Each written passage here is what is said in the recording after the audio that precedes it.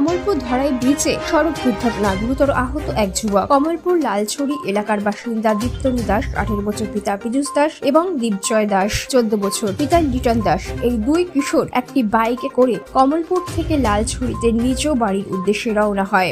বাইকটির নম্বর ছিল TR08F5069।